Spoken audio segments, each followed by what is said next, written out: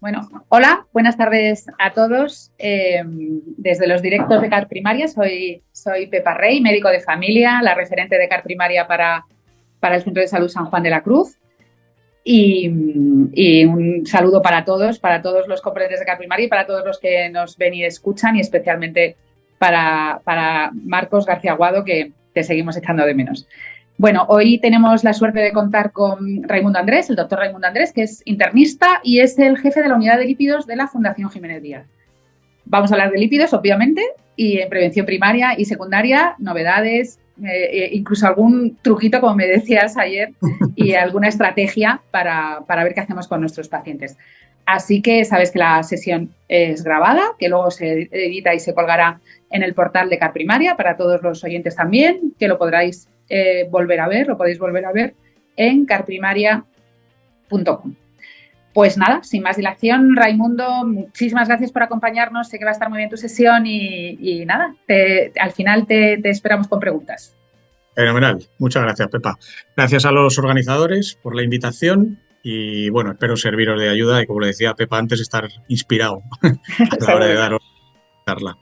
Bueno, eh, como introducción, aunque ya todo esto lo conocéis, pues a día de hoy hay un tratamiento hipolipemiante que tenemos claramente consolidado, ¿no? Tenemos tres pilares fundamentales, uno que son las estatinas, que inhiben la síntesis de colesterol al inhibir la hidroximetilglutaril reductasa, el ezetimibe, que lo que hace es impedir la absorción del colesterol porque bloquea el receptor de Niemann-Pick, y los inhibidores del PCSK9, ¿no? Ambos, además, digamos, confluyen en una vía común que es aumentar la fabricación y la síntesis del receptor del LDL, con lo cual también se promueve la captación de LDL. Y entonces, a día de hoy, contamos con una potencia a la hora de bajar el colesterol muy importante, fundamentalmente por la asociación que podemos hacer de diferentes hipolipemiantes, ¿no? Básicamente, con las estatinas que se llaman de alta intensidad, asociadas a ezetimiba hasta ahora, que ahora comentaremos porque hay algún otro fármaco oral que ha salido, y en caso necesario a PCSK9. De tal manera que tenemos un rango teórico o potencial de poder bajar el colesterol que va desde el 60 hasta prácticamente el 85%. Esto es una bajada muy importante. Hasta hace una década o menos no teníamos estas armas para poder bajar el colesterol de una manera tan eficaz, ¿no? Eh, Además, esto se corrobora en las observaciones de los pacientes, es decir, los pacientes que se tratan con terapias de alta intensidad y que son adherentes son los que consiguen mayores descensos a nivel del colesterol LDL. O sea que eso no solo es una referencia teórica, sino que está comprobado en vida real, ¿no? Claro, aquí nos tenemos que hacer un ejercicio, hombre, no de fe, pero sí de convencimiento de que está claro que la reducción de niveles de colesterol LDL se asocia a la reducción de eventos. Ya sabéis que en esto también hay opiniones diversas, pero parece que cuanto más bajo sea el LDL, cuanto antes lo consigamos y cuanto más tiempo lo mantengamos, pues mejor desde el punto de vista pronóstico y del descenso de eventos cardiovasculares, tanto en pacientes en prevención primaria, sobre todo de muy alto riesgo, como en pacientes en prevención secundaria. Añadido a esto, pues ya sabéis que relativamente de forma reciente, en el 2019, salió una actualización de las guías de hiperlipidemias auspiciada por la Sociedad Europea de Aterosclerosis y por la de Cardiología.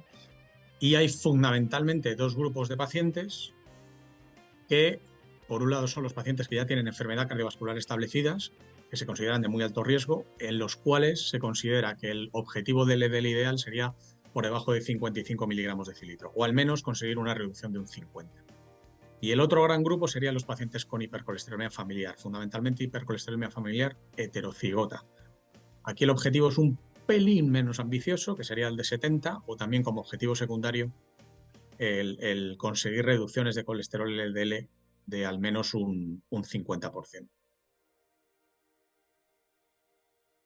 ¿Y esto qué tal lo estamos haciendo? porque tenemos tratamientos, las combinaciones de tratamientos sabemos que son eficaces, pero ¿qué pasa en la vida real? Bueno, pues en la vida real lo que sucede es que no llegamos a esos niveles, perdonadme, pero falta una diapositiva, pero bueno, es igual. No llegamos a esos niveles ideales de tratamiento. De hecho, en el estudio Reality, que es un estudio español hecho en población en vida real, menos del 15% de los pacientes se alcanzaban ese umbral de 70 miligramos de cilitro y solo un 3% alcanzaba los 55. Y esto era una situación similar tanto en pacientes con hipercolesterolemia familiar, perdonadme, tanto en pacientes con hipercolesterolemia familiar, en la barra naranja, como en pacientes con enfermedad cardiovascular establecida, ¿vale? Los niveles de LDL que se conseguían, ¿vale? Eran ciertamente bajos. En un porcentaje similar en cuanto pusiéramos el dintel en 70 y en un porcentaje todavía más bajo con 55, sobre todo si eran pacientes con enfermedad cardiovascular establecida. ¿Y esto por qué? Bueno, hay muchas razones que se pueden arguir. Si vemos en cómo tenemos tratados a los pacientes, ¿vale? Vemos que tratados con tratamiento que se llaman de extrema potencia, que incluye inhibidores del PCSK9, tenemos un porcentaje muy bajito de pacientes, ¿vale? Que no llegaría a un 10%, y tratados con estatinas de alta intensidad asociadas a una acetimib, es decir, en los que se esperaría un descenso aproximado de un 60 o 75%, no llegamos al 50%. Esto además se acompaña lógicamente de que hay un tanto por ciento relativamente elevado de pacientes que vuelven a presentar un evento cardiovascular, en torno a un 25%, y que de esos un 9% fallece. Entonces esto realmente tiene una repercusión desde un punto de vista pronóstico, ¿vale? Este es un estudio muy interesante, hecho por los suecos, está hecho por una base de datos que tienen muy importante de pacientes en prevención secundaria, y lo que hacen es ver aquellos pacientes tratados con estatinas de alta intensidad, cuántos llegarían a objetivo, que se estima que sería en torno a un 20%, y si a esos pacientes tratados en monoterapia se les añade ezetimiba, se conseguiría un 30% más de esos pacientes en objetivos, ¿vale? Es decir, se alcanzaría, según los criterios de las guías, en torno a un 50% de pacientes en objetivo. Como veis, el recorrido es amplio, de ese 15% que tenemos al 50%, con tratamiento, digamos, disponible en la actualidad, sería posible. ¿Y qué pasa con ese otro 50%? Bueno, pues serían potencialmente elegibles para tratar con anticuerpos anti-PCSK9. Y con esa triple combinación, pues existe la posibilidad de llegar aproximadamente a un 90% de pacientes en objetivo de colesterol LDL. Bien, tenemos mucho que hacer, como veis.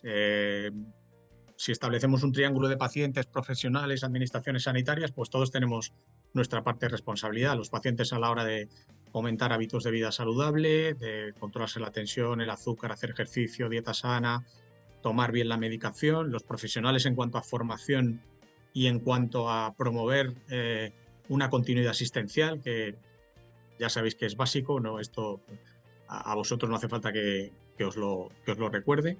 Y luego también a nivel de las administraciones sanitarias, en cuanto a intentar disminuir la inequidad del sistema, porque todavía hay muchas diferencias entre comunidades autónomas, tanto en inversión en nuevos fármacos. Lo que pasa es que esto también requiere un poco de un debate social.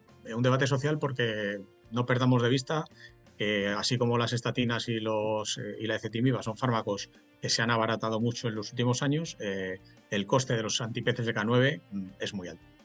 Es muy alto y entonces esto requiere de un debate social, de un análisis coste-efectividad. Si pensamos que como sociedad tenemos que afrontar esta situación y hay que hacerlo porque si tenemos que añadir a los fármacos habituales en un 50% de pacientes los IPCSK9, pues sería un gasto sanitario muy llamativo y habría que hacer un análisis, como digo, coste-efectivo, que hasta ahora, de manera, digamos, robusta, hasta donde yo sé, no está hecho. Bueno, y sobre todo esto, pues se han ido desarrollando nuevos fármacos dentro de las hiperlipemias. Alguno de ellos con una diana terapéutica un poquito más concreta, por ejemplo, pacientes con hipertrigliceridemia severa en el síndrome de hiperquilometrinemia familiar, y 2 fármacos que se han añadido recientemente. Uno es el ácido bempedoico y el otro recientemente introducido, todavía aún más reciente, que es el inclisiran.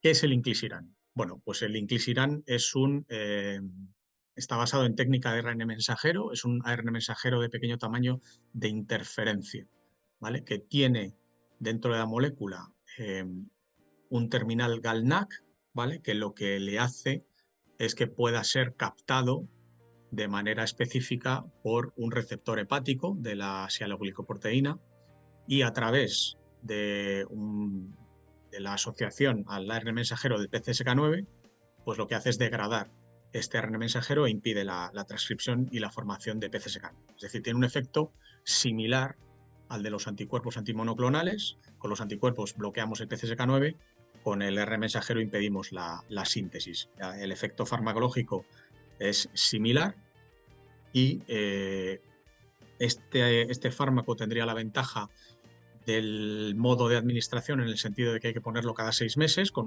una dosis de inducción a los 3, y luego que se conserva a temperatura ambiente. Desde el punto de vista de la seguridad en ensayo clínico, porque ya os digo que en vida real se está empezando a usar ahora, pues es un fármaco que, si sumamos todos los datos de los estudios pivotales, es un fármaco seguro, con un perfil de seguridad similar al placebo, sin diferencias apreciables a nivel de efectos adversos graves con el placebo, y con una eficacia terapéutica de descenso de colesterol LDL que se acerca mucho a los anti-PCSK9.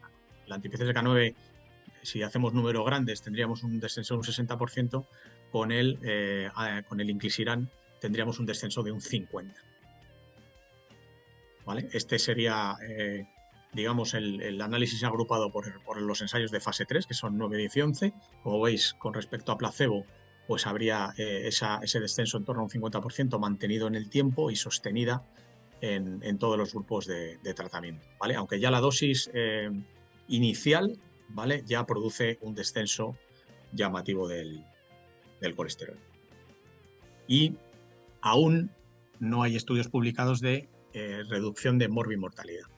Están en marcha, hay una parte del Orion 4 que está pendiente de completarse, y luego otro ensayo que se llama el Victorion, que también. Pero, como ya me extrañaría que fuera el primer fármaco que bajara el colesterol LDL que no demostrara descensos en la morbimortalidad, pero bueno, aún está pendiente de salir el estudio. Pero como os digo, hay un subanálisis que sí parece que hay un efecto a la hora de disminuir efectos cardiovasculares graves en pacientes cuando se compara placebo con inclisiran. O sea que todo parece apuntar que este fármaco, igual que cualquier otro hipolipemiante, pues va a obtener descensos en cuanto al colesterol LDL y en la morbimortalidad cardiovascular. Hay unas condiciones de financiación que son calcadas de los anti-PCSK9. Son pacientes que tengan hipercolesterolemia familiar heterocigota no controlados, definido como un LDL superior a 100 con dosis máxima tolerada de estatinas, con o sin ezetimiba, y idéntica situación en pacientes con enfermedad cardiovascular establecida. Y, como adendum, cualquiera de los pacientes de los grupos anteriores que no puedan usar estatinas o que estén contraindicadas y cuyo LDL sea superior a 100. Tanto los anti-PCSK9 como el inclisiran son de dispensación hospitalaria. Este tiene la característica que tiene que ser administrado por un profesional sanitario. No porque en sí el fármaco sea peligroso, sino porque, claro, son 2 dosis al año. Cada dosis tiene un coste muy elevado, y, claro, perder una dosis porque un paciente se lo administre mal, pues es realmente un drama. Y la otra novedad terapéutica, que ya no es tanto, pero bueno, lleva en torno a 1 año y medio en España, es el ácido bempedoico. El ácido bempedoico actúa a un nivel superior a las estatinas a la hora de la síntesis del colesterol, y tendría o tiene la ventaja teórica que es un fármaco inerte a nivel muscular. ¿Por qué? Pues porque se tiene que activar. Y para activarse necesita una enzima que es la CSLVL1 en hígado, y ese sería el potencial beneficio que tendría este fármaco en los pacientes que son intolerantes a estatinas a nivel muscular, ¿vale? Ha demostrado ser un fármaco tanto en prevención primaria, que es capaz de disminuir efectos adversos cardiovasculares por encima de un 30%, con un NT relativamente bajo, ¿vale? Como en prevención secundaria, ¿vale? Ha demostrado también ser capaz de disminuir la mortalidad cardiovascular, sobre todo a nivel de la incidencia de infarto de miocardio fatal y no fatal, pero bueno, en cualquiera de los MACE principales, el ácido bempedoico también ha sido eficaz. Este sería a nivel global el resumen, tanto en prevención primaria como en secundaria. Es un fármaco que desde el punto de vista de la eficacia hipolipemiante comparado con IPCSK9 o con inclisiran, pues es más bajo, ¿vale? En monoterapia estaríamos hablando de unos descensos en torno a un 25%, números redondos, lo que sí, bueno, pues añadiría, digamos, en una situación parecida al ezetimibe, potencial hipolipemiante. Si asociáramos un ácido bempedoico a una estatina de alta intensidad, podríamos conseguir descensos de un 65%, que serían más o menos los equivalentes a asociarlo a la ezetimiba, y luego, bueno, pues según fuéramos asociando fármacos, pues podríamos llegar teóricamente a descensos superiores al 85% en las combinaciones de estatina de alta intensidad, ezetimiba y inhibición del PCSK9. Las condiciones de financiación del bempedoico, que tiene que ser visado por el inspector. Aquí no hay dintel de LDL, no se establece un dintel de LDL a partir del cual se pueda poner, sino simplemente se habla de que el paciente tenga una enfermedad vascular aterosclerótica no controlada, insisto, sin hablar de nivel de LDL, con dosis masiva de estatina más ezetimiba o con ezetimiba solo en caso de no tolerar estatinas, e igual en el caso de la hipercolesterolemia familiar. O sea, fuera de estas dos indicaciones se puede prescribir, pero no está financiado. Bien, pues este es el panorama. Entonces aquí tenemos dos situaciones. Una que sería que fuéramos Aladino y tuviéramos la lámpara maravillosa y creyéndonos el paradigma que en inglés suena muy bien, aunque el de the lower the better for longer y the earlier on LDL goal the better, es decir, cuanto más bajo mejor, cuanto más tiempo mejor y cuanto más temprano mejor, pues insisto, si pudiéramos elegir, esto todo fuera estupendo, pues lo tendríamos muy fácil. Y muy fácil sería coger a un paciente que por riesgo cardiovascular muy alto porque ya ha tenido un evento o porque tenga una hipercolesterolemia familiar, veríamos qué colesterol LDL tiene y hasta dónde tenemos que llegar. Tan sencillo como esto. Si el paciente con un 50% de descenso pudiéramos dar una estatina de alta intensidad solamente, pues daríamos una estatina de alta intensidad y a partir de ahí pues iríamos sumando tratamientos hasta conseguir el objetivo. Pero esto no es la realidad. Y esta no es la realidad, sobre todo porque hay unas condiciones de financiación a los que están sujetos no ya el ácido bempedoico, que bueno, es un fármaco que puede ayudarnos a bajar el colesterol, sino también los fármacos que inhiben el PCSK9. Me da igual que hablemos de anticuerpos monoclonales anti-PCSK9 que el nuevo RNA mensajero de interferencia, que es el inclisiran. Y entonces me vais a perdonar por la comparación, porque los tiempos en los que corre, pues hablar de la guerra de Corea, pues a lo mejor es un poco frívolo. Pero esto nos lo tenemos que imaginar como las dos Coreas y la región desmilitarizada. La región desmilitarizada en las dos Coreas es el paralelo 38 y nosotros el paralelo 38 lo tenemos sustituido por un LDL de 100 miligramos de decilitro y por 55 o 70 miligramos de decilitro en el caso de prevención secundaria o en el caso de la hiperlipemia familiar combinada. Entonces tenemos que tener mucho cuidado con qué arma emplear, porque lo que nos viene muy mal es caer en la zona desmilitarizada, porque si nos quedamos cortos, pues no pasa nada. Como el misil ha caído en nuestro territorio, pues tenemos tiempo de rearmar el tratamiento y ver qué le podemos dar al paciente.